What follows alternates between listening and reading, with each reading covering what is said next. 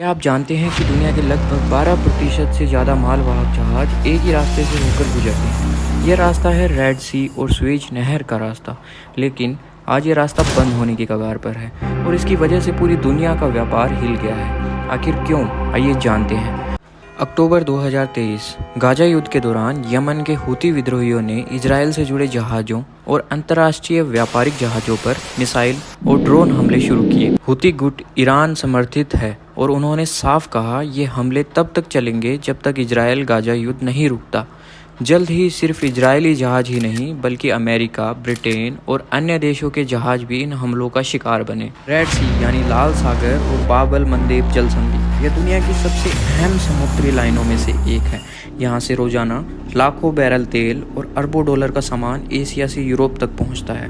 Suez नहर तो Asia और यूरोप के बीच दूरी को लगभग आधा कर देती है। यानी अगर ये रास्ता रुक जाए तो पूरी दुनिया की सप्लाई चेन रुक जाती है।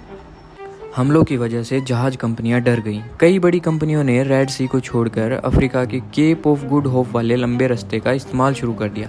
लेकिन इस चक्कर में हर ट्रिप में 10 से 15 दिन का एक्स्ट्रा टाइम और लगभग $1 मिलियन का अतिरिक्त ईंधन खर्च हो रहा है।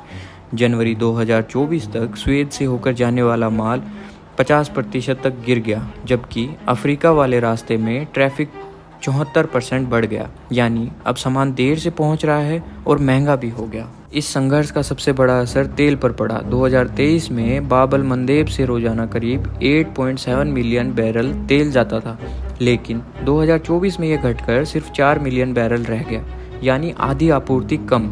अब तेल टैंकर भी अफ्रीका के लंबे रास्ते से होकर जा रहे हैं, जिससे यूरोप और अमेरिका तक तेल देर से और महंगा पहुंच रहा है। इसका असर आपके पेट्रोल पंप तक पहुंचना तय है। कंटेनर ट्रैफिक पर भी बुरा असर पड़ा। दिसंबर 2023 में रेड सी से गुजरने वाले कंटेनरों की संख्या 66% तक गिर गई। परिणाम, शंघाई से यूरोप जाने वाले कंटेनरों का किराया 8% बढ़ा। इस संकट से निपटने के लिए अमेरिका और ब्रिटेन ने प्रोस्पेरिटी गार्डियन नाम का एक सैन्य गठबंधन बनाया।